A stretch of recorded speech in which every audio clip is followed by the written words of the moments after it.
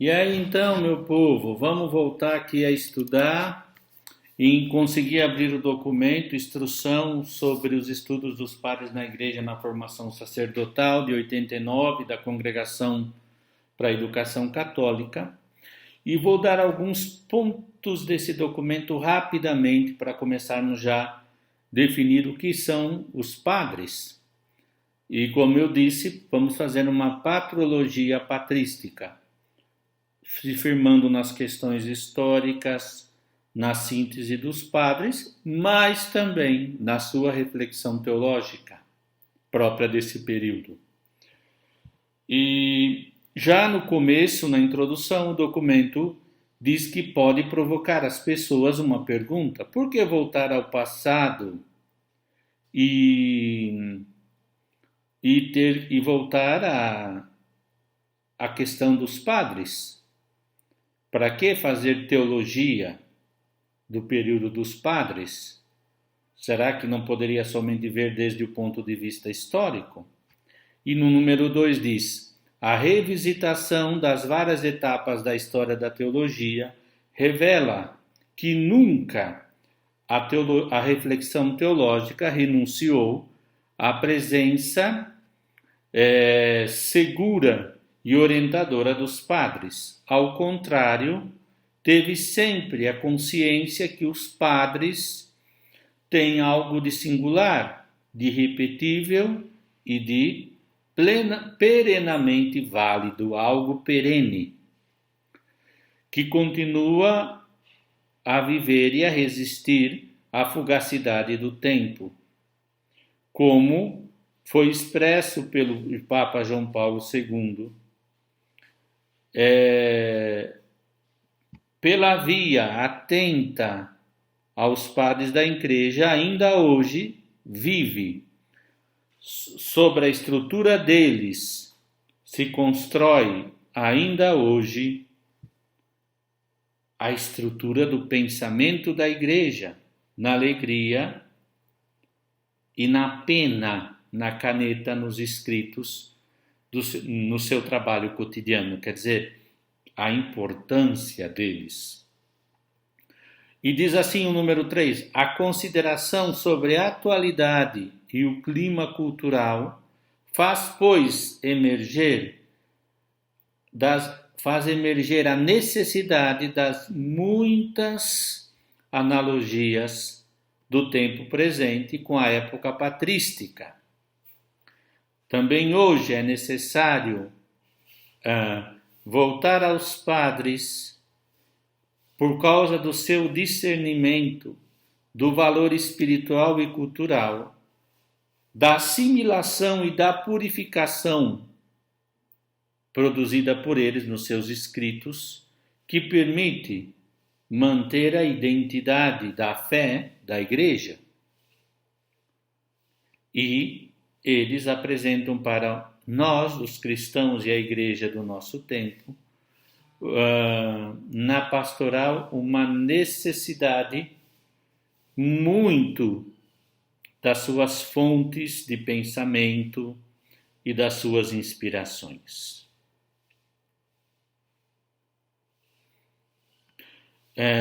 Por isso os padres demonstram toda sua vitalidade e ainda há muitas coisas de dizer e de estudar sobre a sua teologia.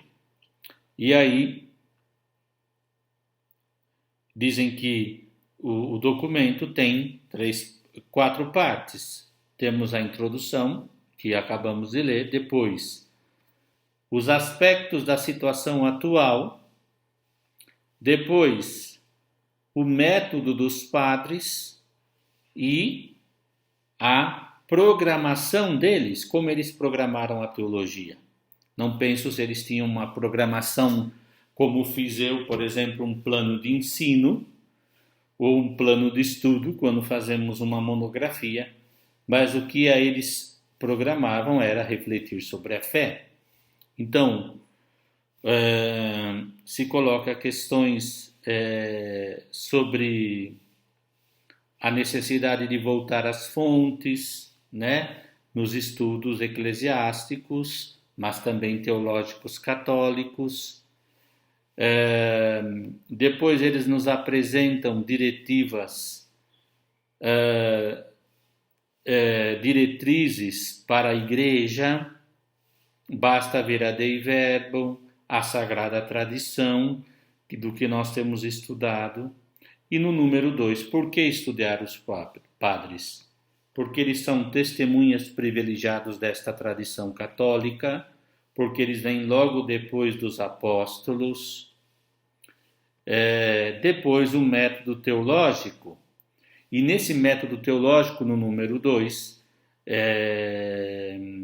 diz: o delicado processo do cristianismo no mundo da cultura antiga e na necessidade de definir o conteúdo do mistério cristão no confronto da cultura pagã, lutar contra as heresias, os padres aprofundaram e ilustraram, escreveram, nos fizeram imaginar também hoje as questões da fé com categorias racionais.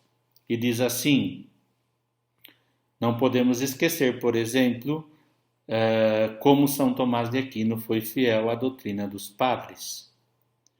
Nesta atividade dos teólogos padres e também dos teólogos que estudam os padres, é necessário hoje, estudá-los nos estudos sagrados da teologia católica. Por quê? Por 4 pontos, que eu quero, não precisam depois, nem sei se todo mundo sabe italiano, mas só para vocês terem de coisas que nós vamos estudar. O recurso contínuo à Sagrada Escritura e o sentido da tradição. O reconhecimento da originalidade cristã, porque reconhecem a verdade contínua, contida na revelação cristã, mas ao mesmo tempo na cultura pagã. É um diálogo, não é somente apologética. Os padres apresentam um diálogo com o mundo greco-romano, mas tendo em conta a originalidade do cristianismo. Hoje nós temos essa dificuldade. Não significa de demonizar a pluralidade teológica. Pelo contrário, se trata de reconhecer a beleza das sementes dos verbos que está na cabeça e na cultura, mas se trata também de dialogar a partir de nossa tradição judaico-cristã. Não podemos de jeito nenhum esquecer esta beleza e travar um diálogo. Eu sempre digo, se nós não temos clara a nossa identidade, como podemos falar com alguém? Nos perderemos. Depois, a defesa da fé como bem supremo, claro, e aprofundamento contínuo do conteúdo da revelação. Ao tentar dialogar e, ao mesmo tempo, defender a fé, o conteúdo, as expressões e a fantasia, da ilustração, da apresentação do mistério de Deus, é maravilhoso. E o 4º ponto, o sentido do mistério e a experiência do divino. E aqui o autor, com muita simplicidade e mais profundidade, fala que eles recorrem à Sagrada Escritura, o autor do documento é a congregação, Depois explicam a inculturação, por exemplo, fala São Justino, São Clemente, Santo Agostinho, e cita Santo Agostinho, que diz: se aqueles que são chamados filósofos, disseram coisas verdadeiras e consoantes à nossa fé, não somente não devemos incutir medo deles, temor deles, mas devemos reclamar ao nosso uso o que eles nos apresentaram. E Santo Agostinho aqui, Santo Agostinho na De Doutrina Cristiana. Esse texto é muito lindo porque nos leva a ver que Agostinho buscava compreender melhor o que os pagãos falavam sobre o sagrado. Depois, a defesa da fé fez um progresso dogmático no conhecimento das verdades da fé. E, no número 34 do documento, dizem: assim, os padres se tornaram os iniciadores do procedimento racional aplicado aos padres, promovendo, iluminando o intelecto humano com os dados da revelação. E eles não só defenderam o cristianismo, mas ajudaram a repensar as mesmas verdades cristãs quando tem que se encontrar com o ambiente greco-romano, com o mundo grego-romano, com a cultura romana e grega, ou greco-romana, como quiserem.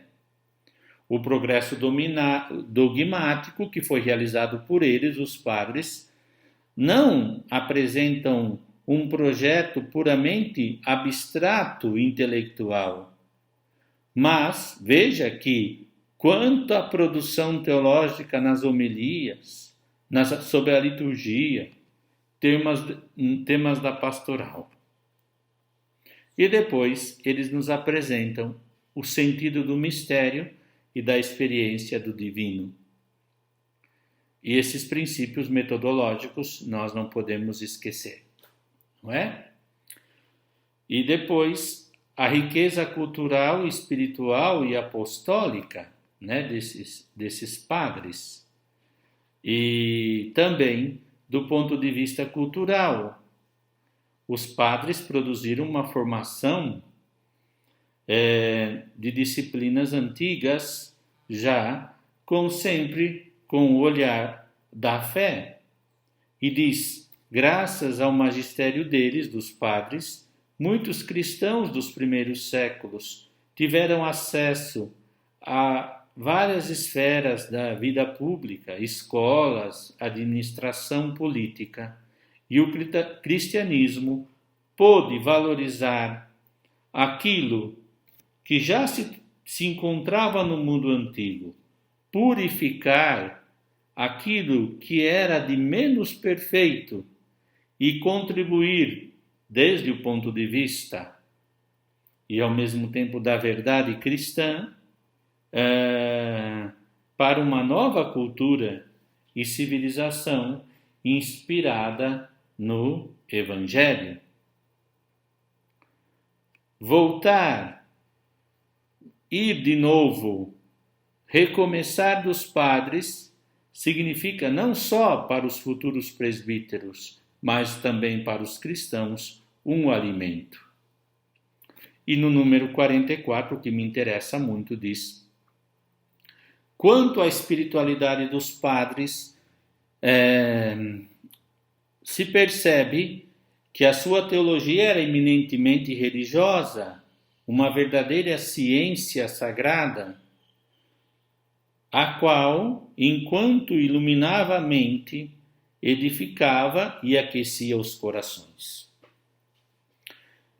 Não era uma teologia gélida, fria, pelo contrário, ela aquecia os corações. Não podemos esquecer, o documento aponta, que os padres não tinham interesse de fazer academicismo, de ficar fechado na questão da academia. A sua reflexão teológica, a sua ciência, tinha uma preocupação pastoral, era o bem das almas.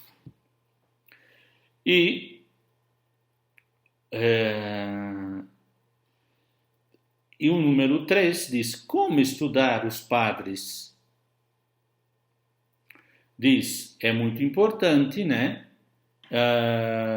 Que a gente delimite aquilo que já foi falado, né? Patrística e patrologia, no sentido de que são comunicantes, eles se comunicam entre si, e diz assim, vocês já leram o artigo que eu vou colocar da senhora ali, é muito importante que este setor dos estudos eclesiásticos venham claramente delimitados em conformidade com a sua natureza. Isso se articula no objeto de estudo. Então, de uma parte, a patrística, que se ocupa do pensamento teológico dos padres, e a patrologia, que tem por objeto a vida e os escritos dos mesmos. E aí a gente tem que articular, né? Não só a doutrina e a sua importância, a sua relação com a dogmática, a moral, a teologia espiritual e a Sagrada Escritura, mas também a questão da patrologia, a importância do estudo histórico, da informação bibliográfica e literária dos padres. E diz que tanto essa doutrina patrística, patrologia, e que eu falo de uma patrologia patrística ou vice-versa, o documento diz que o seu método tem que ter um corpo de disciplina, um corpo. Por isso que a gente segue esses senhores, esses livros, porque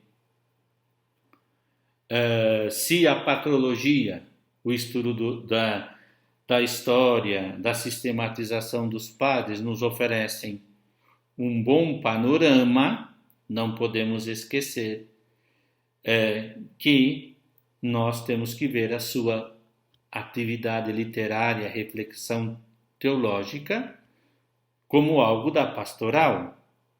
Se a patrística, do seu lado, busca satisfazer de figurar como disciplina que cultiva uma estreita colaboração com a dogmática, né? Com as verdades de fé católica, eclesiologia, por exemplo, nós estudamos a Trindade, não podemos esquecer do papel dos padres no âmbito do estudo da patrologia, mas sempre de modo organizado. Aqui o documento fala, né, que eu disse que cita o patrística patrologia. Elas têm uma autonomia, as duas, mas as duas se completam, mas também elas têm uma autonomia. Aquilo que nós ganhamos, recebemos ao estudar a patrologia patrística ou a patrística patrológica, como quiserem, nos levam sempre a depois ter elementos para aplicar nos outros tratados e nos outros temas da teologia. E aí diz que o método tem que recorrer a manuais, não é? Como nós temos aqui. O Drominer fala manual de patrologia, o Fernando Figueiredo, introdução à patrística. Nós vamos estudar isso também, se possível ainda na continuação de hoje, dessas primeiras aulas, né? Aprofundando o método, né? Também não ficar somente na questão da apresentação do pensamento, da sistematização, mas da teologia, do método que usam, né? Temos que expor de modo científico e sem preconceitos, né? E o número 3 do 3 fala que é a exposição da matéria. E diz que, se possível, estudar os padres de modo singular, no seu particular, panorâmico, né? E monográfico, quer dizer, os seus escritos. Vejam vocês que não é uma tarefa fácil para um semestre, mesmo sendo de 4 aulas. Por isso a gente tem que ter um jogo de cintura, né? E eu fico muito feliz de dar esse curso porque eu acho que os padres são de uma valia enorme para mim que trabalho com a teologia. E eu sou licenciado em História e vejo como também o aspecto panorâmico da história nos conceda a ver também aquilo que podemos usufruir dos padres para criticar no sentido bom, para poder conhecer melhor com critérios de verdade e respeito a cultura do nosso tempo, sem querer também pegar tudo que os padres disseram próprio de um tempo, de modo anacrônico aplicar para nós. E, na conclusão, apenas diz a importância de estudar esses padres, tá bom? Então, vocês veem que esse documento, junto com aquele articulozinho, né, que fala sobre a questão do termo patrística e patrologia, que é tirado desse documento, nos ajuda muitíssimo a vermos a importância de estudar de modo sistemático, procurando ser fiel, que a igreja já pediu, né? De estudar, não estudar os padres nessa perspectiva. Vamos remitir o método, né? O estudo científico me leva a analisar os padres no que é próprio de cada um, de modo panorâmico, histórico e também tendo um olhar de conjunto na obra deles dentro do período, não é? Pós-apostólico, os padres pós-apóstolos, os padres do sétimo século, a diferença, tentar fazer isso dentro dos seus escritos e do seu tempo, tá bom? Olha, então, fica até melhor estudar assim, fazer pequenos vídeos de 20 e poucos minutos, porque depois eu coloco um guia de estudo para vocês, tá bom? Eu penso que será entre 3 vídeos, 1 hora e 1 hora e pouco. Eu penso que não vai dar para mim apresentar a visão de conjunto do Dom Fernando Figueiredo hoje, para essa aula do dia 7, mas sim, eu quero dar a síntese que faz Drobner, que serão mais alguns minutinhos de estudo para vocês. E assim a gente vai procurando entrar. Não fiquem com medo, né? Assim, é uma linguagem nova, a gente vai se adaptando e ao mesmo tempo a gente vai ficando com o essencial. O guia de estudo tem isso, o roteiro de estudo nos oferece um pouco da essencialidade, tá bom? Já nos vemos